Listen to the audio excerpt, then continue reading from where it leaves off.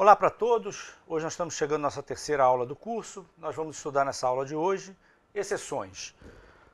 Fazendo um breve resumo aqui, na aula passada a gente viu classes, nessa aula de hoje a gente vai ver exceções, a gente vai ver objetos de exceção, avisos, o comando raise, classes de exceção,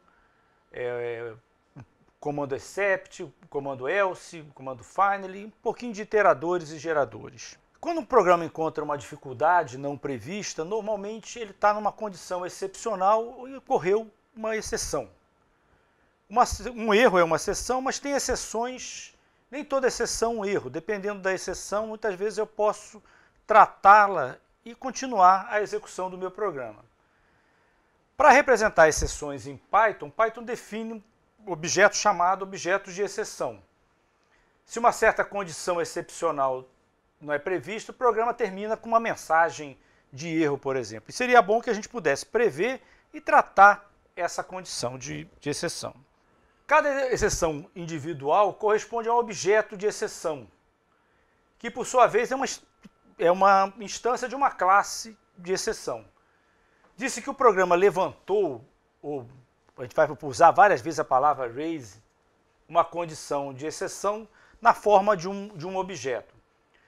Um programa bem elaborado, ele devia ser capaz de capturar tais objetos e tratá-los para que a execução do programa não fosse abortada. Existem condições excepcionais menos sérias, que a gente vai chamar de avisos, que não é muito o intuito nosso de tratá-las. São condições, muitas vezes, que embora a gente receba um aviso, ele é simplesmente dizendo, por exemplo, a gente importa um módulo regex, e esse módulo ele é um módulo obsoleto. Então o sistema pode dizer para a gente, você está usando um módulo obsoleto, existe um módulo mais atual, mas isso não causa nenhum dano. O que a gente pode fazer, depois que a gente executar o programa, num outro momento a gente pode ir lá e substituir o módulo antigo pelo módulo novo.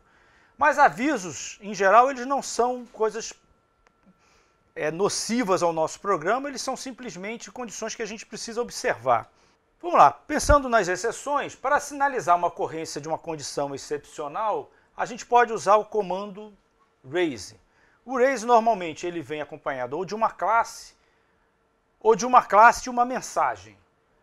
Onde a classe são classes de exceções definidas em Python. Se a gente quiser mais detalhe, tem um monte no manual, eu vou falar de algumas aqui.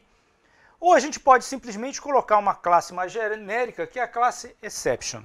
Vamos ver um exemplozinho rápido. Se você tiver com Python aí na sua console agora, você pode digitar aí raise exception, que ele vai imprimir exception lá. Você pode botar raise exception e agora? E ele vai imprimir isso para você. Isso aí dentro do seu código vai ter esse efeito também. Tem várias classes de exceção.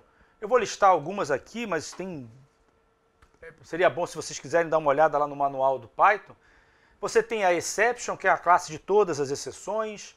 Você tem uma classe que vê atribuição, erro de atribuição de atributos da classe, uma classe de I/O que vê arquivos inexistentes, erro em entrada e saída, uma classe de índice, a gente está usando o índice, por exemplo, nas listas, strings, de uma maneira indevida, uma classe de erros de chave, por exemplo, a gente pode estar usando uma chave inexistente no dicionário, um erro de nome, por exemplo, uma variável inexistente, um erro de sintaxe. Pode ser um erro de tipo, a gente está aplicando um objeto com tipo errado, um erro de valor, a gente está usando o objeto certo, mas com o valor errado, divisão por zero e muitas outras. Vamos agora, como é que a gente cria? A gente pode criar uma classe de exceção como se fosse uma classe qualquer, uma classe nossa. Por exemplo, eu posso criar a minha classe, minha exceção, é uma exception, ela não faz nada, e se eu levantar uma exceção, der um raise na minha classe, e agora ele vai aparecer, e agora? Para a gente capturar uma exceção possivelmente levantada num programa, a gente usa um par de comandos chamado try except. O try ele vem com código e o except ele trata a exceção e aí ele vê que tipo de exceção foi e a gente vai escrever um código para tratar aquela exceção. Normalmente as exceções eu posso ser uma daquelas classes que a gente listou na tabela ainda há pouco, ou pode ser uma classe e jogar a mensagem de erro numa variável que eu posteriormente vou imprimir. Ou eu posso tratar várias classes, por exemplo, eu posso fazer uma exceção que trata erro de tipo e de divisão por zero, e posso jogar a mensagem devolvida ao sistema numa variável. A gente vai ver bastante exemplos disso aí. Vamos lá, fazer um primeiro exemplozinho. Eu tenho aqui um textinho de comando, eu tenho try. Dentro do try eu leio um valor na tela, entre com um número e jogo nessa variável A. Leio um outro valor, entre com outro número, jogo na variável B e imprimo A barra B igual a A dividido por B. E eu vou tratar uma exceção, exceção de divisão por zero. Se ocorrer uma divisão por zero, eu vou imprimir erro, o segundo número não pode ser zero. Então, se eu executar esse programinha agora, ele vai pedir para eu entrar, eu vou entrar com 1, depois eu vou entrar com 0. Como tem uma divisão por zero, ele vai entrar naquele except e ele vai imprimir 1 dividido por 0, erro, segundo número não pode ser 0. Eu posso também ter mais de uma classe de exceção. Por exemplo, eu podia colocar lá no except divisão por 0 e erro de tipo. E eu vou imprimir, houve um erro, tipo errado ou divisão por 0. Se eu executar esse trechinho de programa, entro com 1 e em vez de entrar agora com um número, eu entro com um string. Entro com o string A. E aí ele vai dizer tipo errado ou divisão por 0. Eu posso também pegar o resultado que vem dessa exceção e jogar numa variável E. E aí eu vou imprimir erro e a mensagem que o próprio sistema me enviou. Por exemplo, aí eu vou executar esse programa, vou entrar com 1, vou entrar com string A, e ele vai imprimir erro e vai imprimir a variável E, que foi o que foi me devolvido pelo sistema. Ele vai falar que tem um operando que não é suportado pela operação de dividir. Nós podemos tratar exceções, vários tipos de exceções, com vários comandos except. Eu não preciso usar um único except, eu posso usar um except para erros de divisão, um except para erros de tipos e etc. Se a gente quiser prevenir qualquer tipo de exceção, eu posso usar um except sem falar o nome da classe e ele vai tratar qualquer erro. Ou então eu posso usar a classe exception. Se a gente quiser tratar um erro em uma cláusula except, se a gente não quiser tratar um erro numa cláusula except, a gente pode passar adiante usando um comando raise. E a gente pode usar esse comando raise sem nenhum argumento ou passar explicitamente o argumento do objeto de exceção que a gente quer tratar. Vamos ver uns exemplos aqui. É aquele mesmo programinha de entrar com um valor, entrar com um segundo valor e fazer a divisão. Eu posso ter uma cláusula except que trata o problema da divisão por 0, eu imprimo divisão por 0, posso tratar o erro de tipo, tipo errado, ou eu posso ter um erro qualquer e eu vou só dizer que houve um erro. Então eu entro com 1, entro lá com FG12 e ele vai dizer, ó, foi um erro. Teve um erro, eu não sei qual é o tipo do erro. Vamos lá, vendo o exemplo, a gente está no mesmo exemplo de antes, entra com um número, entra com outro número e retorna A barra B igual a divisão. Eu posso tratar um erro de tipo ali, imprimo, e posso tratar um erro qualquer, jogo a mensagem que vier nessa variável imprimo o erro, a mensagem que veio, e levanto uma exceção. Por exemplo, se eu entrar ali com o número 1, eu entro com outro número, eu entro com F, que não é o número, e vai dizer erro, F não é definido. A gente tem um outro comando, que é um comando útil também, que é o comando else, que é possível completar um comando try com uma cláusula else, que ela introduz um código de texto que só é executado quando nenhuma exceção ocorreu. Então a ideia, eu tenho o try, eu tenho um código, se não ocorrer nenhuma exceção, eu vou executar o else.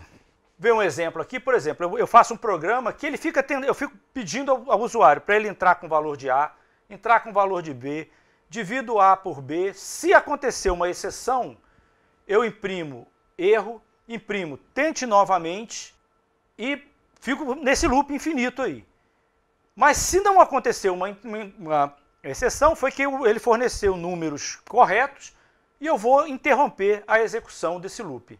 Então, por exemplo, se eu entrar com o número 1 e entrar com F, ele vai retornar uma mensagem dizendo que F não é definido. Tente de novo. Aí o cara entra com 1 e entra com 2, aí ele retorna 1 dividido por 2 igual a 0,5 e interrompe a execução. Então, é só fazendo um resuminho, ele repete, esse programa aí, ele repete, enquanto ele não entrar com dois valores pertinentes, ele fica fazendo o usuário entrar e dando mensagens de erro, até que ele entra com o valor pertinente e ele interrompe. Outro comando interessante é o finally, que normalmente a gente usa junto com try, com tratamento de exceção. A cláusula finally ela pode ser usada para assegurar que, mesmo que ocorra um erro, uma determinada sequência de comandos ela vai ser executada. Ela pode, por exemplo, ser executada para restabelecer os valores default. Eu estava executando uma certa sequência de comandos e aconteceu um erro. E eu quero restabelecer, por exemplo, as minhas variáveis para os valores default do início, antes de eu executar essa sequência. O comando final e o comando except, eles são mutuamente exclusivos. Neste caso, as execuções não vão ser tratadas. É possível tratar exceções, mas eu vou ter que combinar mais de um try. Eu vou dar um exemplo aqui. Vamos dar um exemplo agora do comando finally. Eu vou ter 2 tries, eu vou ler um valor do número x, vou imprimir x. Se acontecer uma exceção, por exemplo, eu entrar com tipo errado, eu vou executar o find, ele vai imprimir fazendo x igual ao valor default original dele, que era non, e vou setar o x para non. E a exceção, eu vou imprimir que ocorreu um erro. Vale a pena reparar que quando o find, a exceção ela está indentada com find com try mais de fora. E porque o finally e o except, eles são mutuamente exclusivos. Então, para eu poder tratar essa exceção, eu estou tratando ela no try mais externo. Então, vamos executando o programa. Ele pede para eu entrar com número e eu entro com F. Aí ocorreu um erro, ele vai dizer que está setando a variável x para o valor non e ocorreu um erro. É importante, como eu falei nessa observação embaixo, reparar que o comando do final e o except estão em níveis de indentação diferentes aí. Iteradores. Iteradores são maneiras genéricas da gente implementar interações com classes. Por exemplo, usando comandos for. É geralmente mais econômico que usar uma lista, pois não é preciso armazenar todos os valores, apenas os valores que eu vou computando a cada vez. O iterador é uma classe que implementa um método mágico // inter // Ele é um método que, por sua vez, retorna um objeto que implementa um método que é o // next // e o next ele devolve o próximo valor a ser iterado. Se não há valor, se a gente já estourou aí o valor next, a gente levanta uma exceção com o stop iteration. Vamos fazer um exemplo aqui que fica mais claro. Eu faço uma classe aqui que é o meu iterador, seto A para 0, eu defino o método inter, ele retorna self, eu defino o next faz o seguinte, ele testa se eu quero iterar até 10, ele testa se o A é maior do que 10. Se for maior do que 10, eu levanto uma exceção, stop iteration. Se não, eu fico incrementando o A e retorno o valor de A. Aí eu crio um objeto que é uma instância desse meu iterador, e aí eu faço um for indo de i, faço um for i, in, itt, imprimo i, e vou imprimir aquela sequência até chegar no 11 ali. É interessante ver, o iterador ele vai ser incrementado a cada passo. E eu não preciso ter a lista inteira da interação para eu poder armazená-la em memória. Por exemplo, se eu tivesse feito isso usando o comando range, suponha que eu tenho uma interação com 1 milhão de elementos. Eu vou ter que criar um conjunto, o range ele vai criar 1 milhão de elementos e vai ficar pegando um a um nesse conjunto. Se eu usar um iterador, eu não preciso fazer isso. Ele vai criando um a cada passo. Vamos lá falar agora de geradores. Geradores são funções especiais que retornam iteradores também, usando normalmente um comando yield e um certo valor. Usado para obter iterador para um comando for normalmente. Como a gente usava lá os iteradores também. O for ele vai automaticamente iterar sobre os valores que o yield retorna. É bom observar, a gente vai fazer um exemplo agora aqui, que o código gerado pelo iterador e o código do for eles vão alternar no programa. Vamos dar uma olhadinha aqui. Eu vou definir um gerador, que ele tem um for que ele vai de i até o range de 10, eu imprimo i igual a i. E yield i. E agora eu vou usar esse gerador num for j em gerador, eu vou imprimir j igual a j. Se a gente reparar, a gente vai ver que cada valor de j, ele vai lá em cima, processa um valor de i, ele vem i, j, cada vez que ele for pegar um j, ele vai lá em cima no gerador. Então, é interessante, é uma maneira também de você gerar iteradores. A gente chegou agora numa parte já boa, eu estava esperando um pouco para a gente começar a fazer nossos projetos. A gente já está assim, praticamente na terceira aula, mas já viu classes e exceções, a gente já consegue fazer alguns projetozinhos interessantes. Então eu queria passar um projeto para vocês, que é escrever uma classe para manipular objetos do tipo frações. Frações são números racionais da forma ND, um par, onde ND são números inteiros. E eu quero que você faça uma classe de fração. A sua classe de fração ela deve fazer sobrecarga dos operadores, usar métodos mágicos, como a gente viu hoje aqui, para o mais igual, para o vezes, para o menos, para o igual e para o print.